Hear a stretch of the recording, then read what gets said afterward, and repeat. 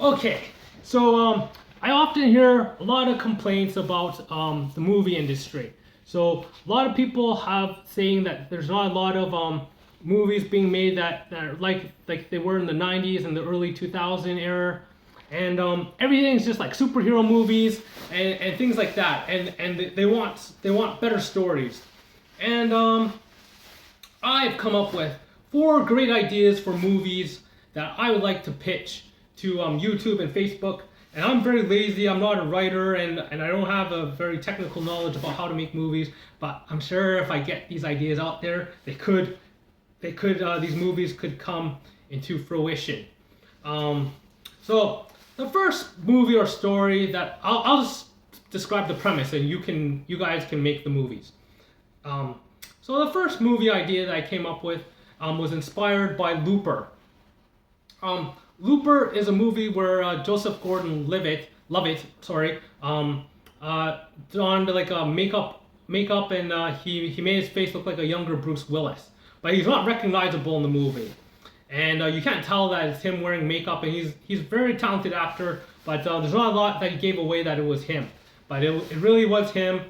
So this movie is about an actor who is young and up and coming, but isn't necessarily recognizable in public because, as for his alter ego and persona, he wears a mask, spends about an hour in a makeup chair because he's not very conventionally good looking, and he spends an hour in a makeup chair getting makeup put on, and that his alter ego is very famous and is a very famous actor, but he's otherwise a nobody when he's walking down the street.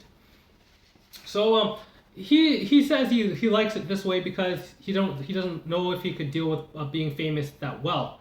But the plot thickens. A girl moves into his apartment next door, and she is smitten with this actor.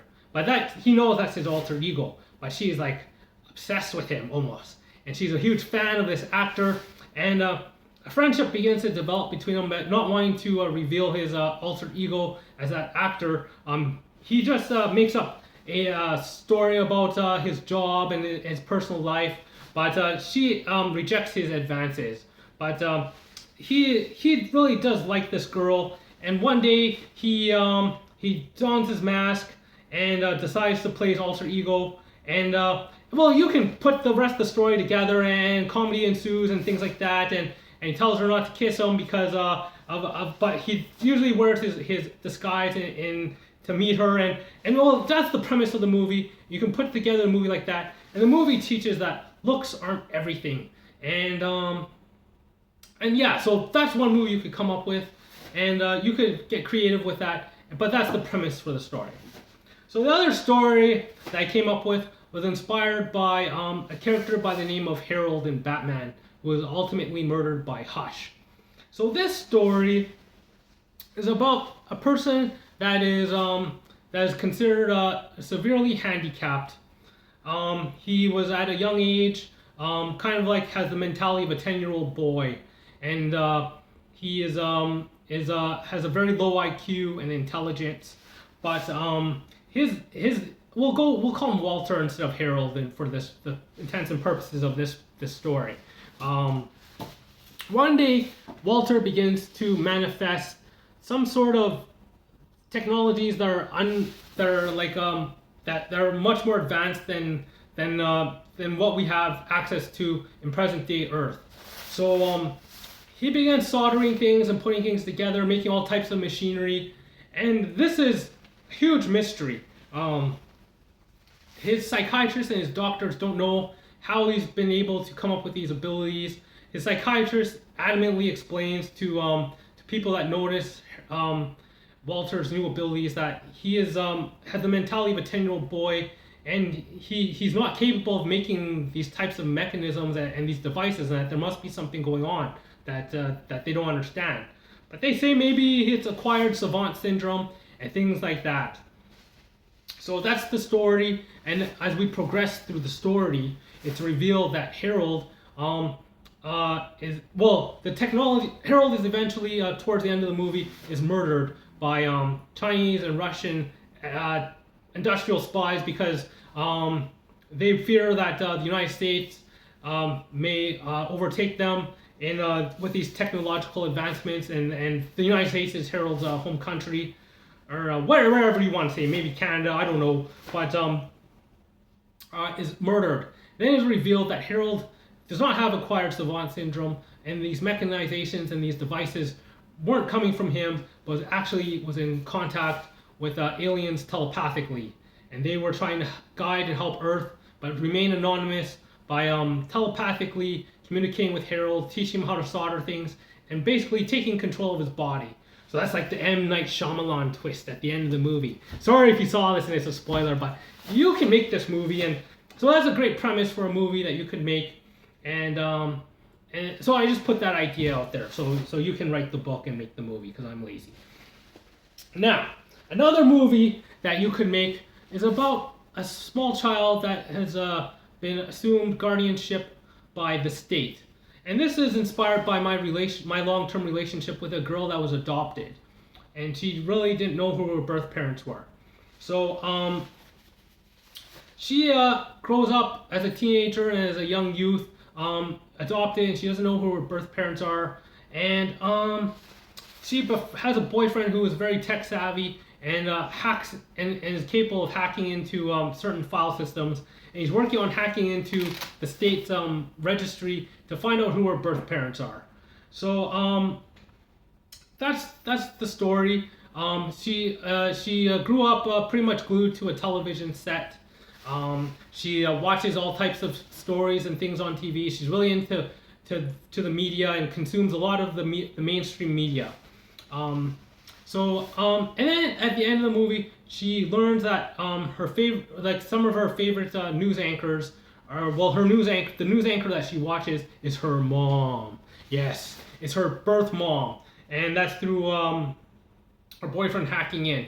So and then you could underline how influential these news anchors were in her upbringing, and how they ran stories about prom dresses and things like that. And just in the background of the movie, you just have them in the background playing and talking to her.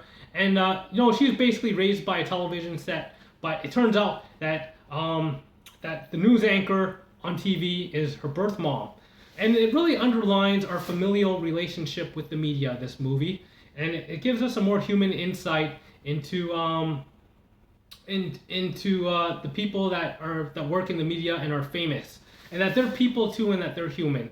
So and then you could go with a story like her birth mom was young into drugs, and she cleaned up her act and went to whatever school that news anchors go to, media school, I don't know, but she went to news anchor school, and then eventually they reunite, and it's a very touching story. So this one's like a really touchy, feel-good movie where a young girl establishes a relationship with the news anchor, and then finds out that news anchor is her parents, that's the premise. Just go with it and make the movie, okay?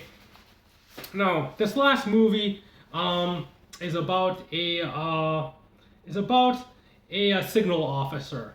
So a signal officer serving in the United States Marine Corps in Vietnam in the 60s and 70s, where they were stationed there.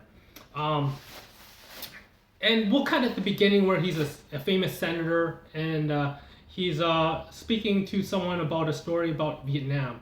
So that's the beginning. He's telling a story as a signal officer, and as a signal officer, he was able to catch the airwaves of the best programming in the United States.